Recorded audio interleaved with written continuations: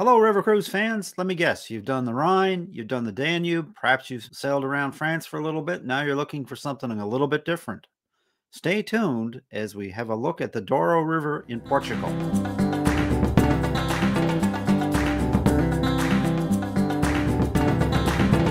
My guest today is Lola Vassiliadis, owner-operator of Cruise Holidays of Lawrence Park and Oakville, located in Ontario, Canada. Lola and her team of expert travel advisors have been meeting the needs of their clients across the country since 1997. Hi, Lola. Welcome back to RTE Travel Talk. Hi, Ken. Great to be back. How are you doing? I'm doing excellent. It's great to have you with us again today, Lola. And today we're going to talk about something a little different when it comes to river cruising. It's a river that I know some people are probably aware of, but maybe perhaps not all. And I know you've been on it. And that's the Douro River in Portugal. Some folks say it's probably the most beautiful of all the European rivers on which to cruise. So tell me, what are your thoughts on the Douro? You're right. It is very picturesque as you're sailing. And one of the things I really enjoyed was that it's one of the most relaxing river cruises I think we've done, in that you would sail for maybe half a day. Okay. And then the other half of the day, you're on shore and you're visiting all the beautiful little towns in the vineyards. But as you're sailing, all you see up the mountain or the hillsides on each side are all these vineyards that are there. And it's just, I don't know, it was just really, really relaxing and very picturesque. Oh, great. So what cruise line did you sail with when you went on the Douro, Lola? We were on Uniworld. Okay.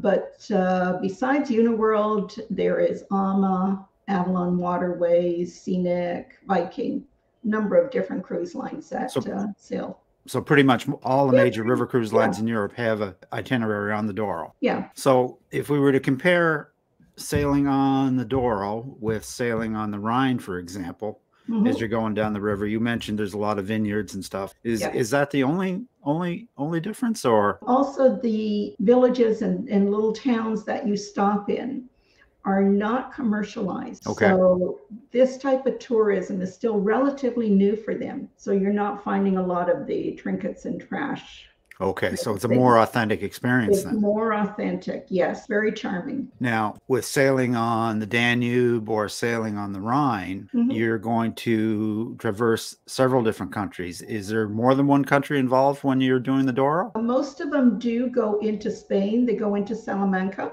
and then turn around and go back into Portugal. The only one who doesn't do Salamanca on their itinerary is Scenic Cruise Line. They only do Portugal. They do not go to Salamanca. So the river cruises themselves, are they a full 7 days? Yes, and a number of them do have a pre or post add-on, either in Porto or Lisbon. Right. And would you recommend that? Yeah, definitely. I mean, if you haven't been to Lisbon, definitely do maybe a 3-day pre or post in Lisbon so you can see Lisbon. And Lisbon, of course, is much more of a cosmopolitan city. And if you only have, let's say, an extra day, definitely go to Porto, at least for one extra day. And you'll have a chance to see Porto. And it's, like I said, they're very charming, and it's old world. Right. So it's nowhere near as cosmopolitan, even though it's the second largest city in Portugal. It's not as cosmopolitan as Lisbon is. So the flavors and feel of these villages along the way and the cities are similar to what you would find in Europe on the Danube, or they have their own flavor? They have their own flavor because a lot of it is geared on the Portuguese wine. So you see a lot of different vineyards. They have these, it's called quintas, which are like houses. Okay. And one of the things you do on the river cruise in Portugal is a lot of cruise lines will have either a dinner or a lunch at one of these quintas, or they also offer a wine tasting, a wine tour of a vineyard, and you may have your meal there. Now, when we were on Uniworld, they took us, and it was a fairly hefty drive. It was between 1 to 2 hour drive from where we had docked, but it was so well worth it because we went to a vineyard and it was like way up on the top of the hill and you're looking down over the river, and it's privately owned. And the owner himself, he gave the tour and showed us how they harvest the grapes and what they do with the grapes and how they used to stomp on the grapes, but now it's all done by machines. So they showed that. It was really interesting. And then we had lunch. They had a building which sort of like a barn but restored, and they hold wedding receptions in there, and it was just gorgeous. So they provided us with lunch with wine tasting along the way. You mentioned that the tours that you would take, and you stop in each one of these ports. With the Rhine and the Danube and on these various river cruise lines, as you know, you in a lot of cases you have several choices of tours in each particular port.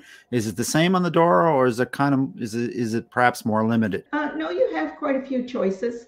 Okay. And of course, you can always go out on your own and go back to the ship. But yeah, in a couple of the ports, you do want to take a tour that's offered, because where they stop, the town may be so small that there's really not that much to see in that particular town. Right. So you want to take their excursion that takes you out into the country to see you're going to go to another town that has a lot more to see, or you're going to go to a vineyard. So I gather when we talk about highlights of this particular river cruise, one of the highlights is certainly centered around wine. If you enjoy wine, this is a really good cruise to take. Okay. I truly enjoyed the visit to the vineyard, and to hear how they process everything and how their family started out. They even had a little museum of corks, and that was really, I thought, oh, cork museum, but it was really interesting. And of course, when you get into the towns and villages, there's always your churches, but we didn't see a lot of huge cathedral. You know, if you want that type of an experience, you really do have to stay in Lisbon, where you're going to see that type of thing. Like a lot of museums, cathedrals, things like that are in Lisbon. You're not going to find them on this river cruise. Right. So the river cruise itself is more directed towards relaxation. It is. Yeah. And, you know, if you're someone who needs a lot of activities, it may not be the best for you. Got it. But Got it. Definitely, I wouldn't say it's a good family experience. Now, having said that, if you have children and your children are well traveled and are used to traveling with you, then that might be fine. But there's really not a lot to do. I mean, on board the vessel, you may have a pool or a hot tub. Aside from that, there's really nothing for kids to do. The ships on the river, Lola, are they the same as what we would find on the Danube and the Rhine? Yeah, very much the same. Same size, same stateroom sizes, and that sort of thing. And like the Danube and the Rhine, is the Douro a series of locks as well as you go down the river? They don't have as many locks as you find on the Rhine and the Danube. However, there is one lock which is one of the highest locks in Europe, and that was pretty interesting to be up on deck. And even when we were in the cabin, to see that wall, and then you can really see yourself going up, up, up, up, up, and it was pretty interesting. But if you're up on deck and you're watching as you're going up or down, it was like, wow, this is really something else. So in terms of dining, is it pretty much the same as you would find on the Douro and on the Rhine? Yes, you know, like all of the river cruise lines, they try to keep somewhat the flavor of where you are. Right. So they would introduce certain things that are typical to the area you're in. And of course, one cannot forget the Portuguese pastries. Oh, really? Tarts, the egg tarts. Wow, you think we have some good ones here? It's nothing like what you get over there. Well, that's good to keep in mind, because I'm a big fan of a lovely tart. They're really, really good. And the entertainment that they bring on board, has a cultural flair, I would expect. Yep, yep. And a number of them do take you to perhaps a local restaurant. You might have some drinks there. You may even have a dinner there. And then they have the typical entertainment for Portugal. And the music is known as fado. I think you have to grow up listening to fado. Oh, really? It's quite different. Now, you talked earlier about pre and post cruise options. I gather you'd recommend that for a 7-day cruise. Oh, definitely. Which do you think is better, to do a pre or a post, Lola? Or does it matter? I mean, you fly into Lisbon, and from Lisbon, you have to get to Porto. So you have to keep that in mind. But whether you're anywhere in Europe that you're going, always go a day ahead. You never know what's going to happen with the flight, etc. So that's good advice. Ideally, I would go in a day ahead, have some time in Porto, just to walk around a little bit. And a lot of the cruise lines do overnight in Porto. So you'll have even a bit more time to see Porto. And maybe the first day you just walk around on your own, and then the next day you do the tour they offer of Porto, which gives you the history and everything else you want to know. Right. Then I would do a 3-day in Lisbon at the end. If you haven't been to Lisbon, that's the way that I would do it. Or you can do it vice versa. You can certainly go to Lisbon, stay in Lisbon for 3 days, and then make your way to Porto and spend an extra day in Porto. Okay, so if I understand, going in, you're always going to go to Lisbon, and then you have to get to from Lisbon to Porto, because Porto is actually your embarkation port. Yes. Okay. Yeah. And Lisbon is definitely a must-do if you have the time. Yeah, if you haven't been to Lisbon, definitely. Now, if I'm a first-time river cruiser, Lola, is the Douro one that I want to do first, or would it be a cruise that maybe you think, okay, I've done the Danube, I've done the Rhine, maybe now I'm going to do the Douro, or does it really matter which way you start? Yeah, it does. We find most people will do the Rhine first. Right. That's the one they're more familiar with. And then they will do the Danube, and then probably France. Once they've done those major rivers, then they will look at the Douro. Douro has just started coming into its own in the last few years. Prior to that, it really wasn't a river cruise destination. So if I was to do the Douro as a first-time river cruiser, then in your opinion, would I be getting the full river cruise experience, or would it be better actually to do the Rhine first? It would be better to do the Rhine first. My hesitation with doing the Douro first is, as I said, it was such a relaxing cruise. Right. Some people, before they do a river cruise, they think, oh my God, there's going to be nothing to do. I'm going to be bored. What am I going to do while we're sailing? I would think that a first timer may find river cruising too calm for them. Whereas if they did the Rhine or the Danube, or even in France, there's more to do. You're sailing overnight. You're on land more. There's more things. Yeah, so I get it. So if you do the Douro first, you're going to see the most laid back version of a river cruise, and it may not be to everybody's taste. Yes. Got it. Yeah. Time of year. What time of the year do they usually sail the Douro? Well, the Douro has a more temperate climate, so it's got a longer season. So it can start as early as March and go to November. Okay. Best time to go, I would say, would be September, October, because that's when they harvest the wine. So that would be a very interesting time to be there. During the summer months, it will be quite warm. I don't see the number of visitors in that area that you would have along the Danube and the Rhine. It's still young enough that you're not going to get such a huge influx of crowds. Okay, so it's not terribly crowded then. No. Okay. No, we did not find it. Now, circling back to the onboard atmosphere, is it a casual atmosphere on board, Lola? What should people expect to bring with them to wear and that sort of stuff? Yeah, no, it's pretty casual. You might want to bring a nice dress for 1 or 2 evenings. Gentlemen, there's no ties and jackets. Some men will put a sports jacket on for the captain's dinner, that type of thing. But other than that, during the day, it's extremely casual. I would say at night when you go into the dining room, it's like anywhere else. Don't wear jeans and a cut-off t-shirt or a t-shirt with a collar or shirt, collared shirts. Those are fine. Yeah. And as to the entertainment on board, they do have entertainment. It is usually somebody at the keyboard. Sometimes they sing, other times they just play. They do bring on local entertainment, and it's usually pretty good. The entertainment I have seen over the years has been excellent all around. When we think about the cost of a Douro River Cruise, are they generally along the same cost as one on the Rhine or the Danube, or are they more expensive? It's a little bit more expensive, not a great deal. Mm-hmm. Because there are more ships on the Rhine and Danube than on the Douro. I took a look at a sailing in July on Uniworld, and I took a look at the same time frame on the Danube, and a lead-in price was about $300 per person more on the Douro. Okay. So it's not a great deal. But you should expect to pay a little bit more. Yeah. And are they popular, Lola? Oh, they're getting quite popular. Mm-hmm.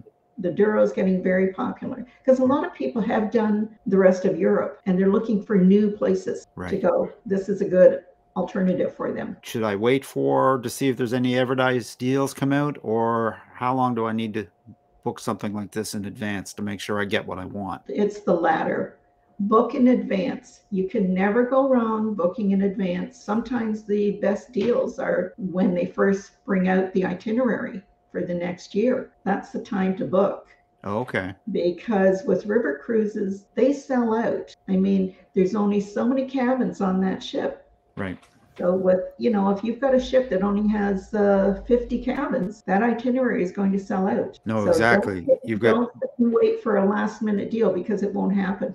Yeah, no, exactly. You got number one, you got a short season. Yes. You've got 100 to 180 passengers on board.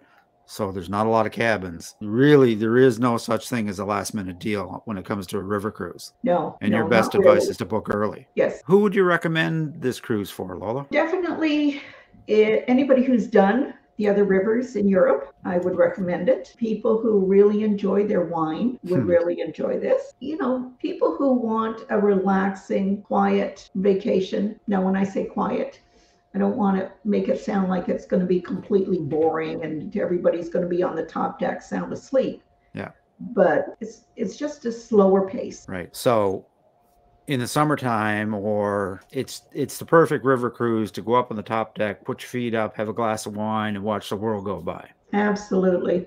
And you'll make lots of friends on board because everybody else is up there, and it's so easy to meet people when you're in that kind of an environment. Anything else you'd advise people about this itinerary? Like you said earlier, just if you're thinking of it, don't wait. Well, Lola, this is absolutely super information. If folks wanted to reach out to you about a river cruise on the Douro or another river cruise in Europe, what's the best way to do that? I think the easiest way is to check our website, www.hookedoncruising.com. It will give them information on both our Oakville office, our Lawrence Park office, and we even have a Niagara office. So that's the easiest way to be able to get in touch with us. Super. I will leave those links in the description. And the last time you and I chatted, you had mentioned that you and George were thinking about another river cruise. Have we made a decision? Where are we off to? There is a possibility that we're going to do not a river cruise, but an ocean cruise in October. Okay. I'll let you know what that is going to be. Nothing is firmed up yet. Actually, we're going to do a bit of work in our house this summer. So we're kind of laying low. Well, I can certainly understand that. Yeah. The housework and the yard work could get ahead of you really fast. Oh, definitely. That's wonderful. I look forward to hearing about where your next adventure is going to be sometime soon. And with that, I'm just going to wish you great adventures and smooth sailing on all your future adventures and cruises. May the wind always be at your back, and I hope to see you on the Lido deck sometime soon. Thank you, Ken. Would love to cruise with you. Take care. Bye-bye. That wraps it up for today, folks. A very special thanks to my guest, Lola Vassiliadis of Cruise Holidays of Lawrence Park and Oakville. If you'd like to reach Lola, I will leave her contact information in the description. If you'd like to reach out to us with a suggestion for another video or a comment, simply send a question to questions@realtravelexperts.com. Visit our website, realtravelexperts.com, or simply leave a comment. We always respond. And as always, folks, if you enjoyed this content, a like, subscribe, and a ring of the bell is certainly appreciated and helps us to spread the word. So until next time, happy travels.